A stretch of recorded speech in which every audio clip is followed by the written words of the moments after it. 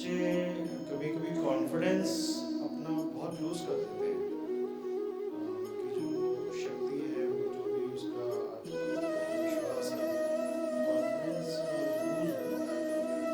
तो उसके लिए क्या करना चाहिए, वो क्या करें उसके लिए?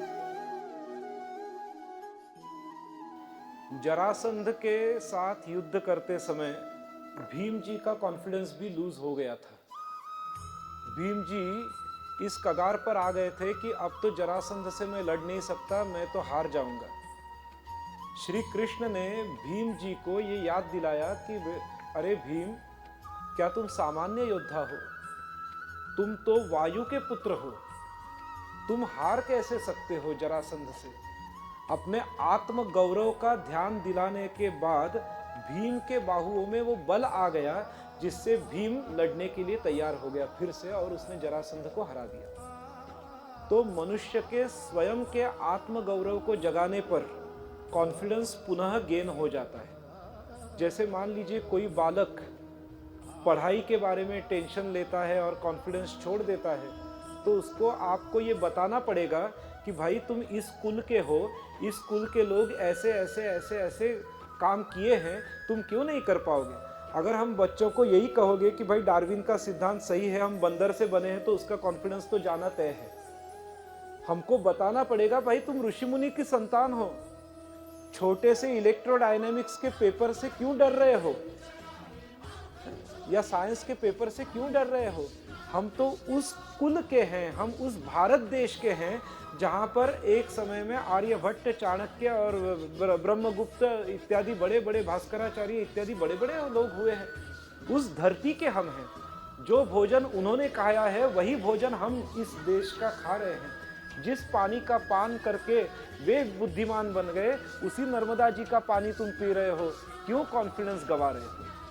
उसके आत्मगौरव को जागरूक करने पर कॉन्फिडेंस पुनः आ जाता है। आत्मगौरव को जागरूक करना चाहिए तो कॉन्फिडेंस आ जाता है। एक कहानी बताते हैं स्वामी विवेकानंद जी ने। आज उनकी तिथि के अनुसार जन्म तिथि है विवेकानंद जी। एक दिन ऐसा हुआ, विवेकानंद जी कहते हैं कि एक जंगल था। एक जंगल में बाघ अपने दो शावकों के साथ, बाघिन अपने दो शावकों के साथ जल पीने के लिए गई थी। उतने में ऐसा हुआ, शिकारी ने शिकार कर लिया बाघिन का। बाघ का एक बेटा पकड़ लिया शिकारी ने, और दूसरा बेटा भग गया। छोटा सा शावक वो जा करके भेड़ बकरी के समूह में चला गया, और भेड़ बकरी के समूह में ही वो बढ़ गया, बड़ा हो गया। और बड़ा हुआ भेड़ बकरी के समूह में, तो जब भी शेर की आवाज आती थी तभी ये सभी भेड़ बकरी घबराकर भाग जाते हैं। वैसे वही संस्कार इस पर हुए, वो भी घबराकर भाग गया।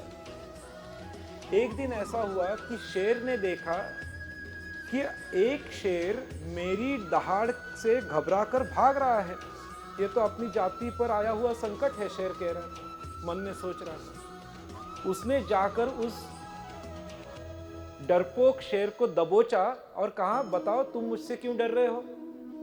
तो उसने कहा, नहीं नहीं, मुझे छोड़ दो, मुझे छोड़ दो, आप तो शेर हो, मुझे खा जाओगे, मुझे छोड़ दो। अरे तुम भी तो शेर हो। उसने कहा, ना ना, मैं तो भेड़ बकरी हूं, मैं शेर नहीं हूं। तो उसने उसके दबोच करके नदी के किनारे पानी के करीब लाया और कहा, देखो तुम कौन हो और मैं कौन हूं, हम एक जैसे दिख रहे हैं या नहीं? तो हम एक ही है, तुम भी शेर हो। तो बोले, ना ना, ये तो नहीं, पर तुम दहाड़ते हो। बोले, तुम भी दहाड़ो, प्रैक्टिस करो, दहाड़ो। उसके मुंह से जब दहाड़ निकली तो उसका कॉन्फिडेंस गेन हो गया, और वो भेड़ बकरी के झुंड से निकलकर पुनः शेरों के झुंड में जाकर मिल गया। तो उस शेर ने, डरपोक शेर का आत्मगौरव जो असलियत में था, मिथ्या गौरव नहीं कह रहे हैं, जो असली में आत्मगौरव होता है, उसको आप जागरूक कर दीजिए, कॉन्फिडेंस आ जाता है, डर निकल जाता है। आत्मगौरव को जागरूक करना चाहिए।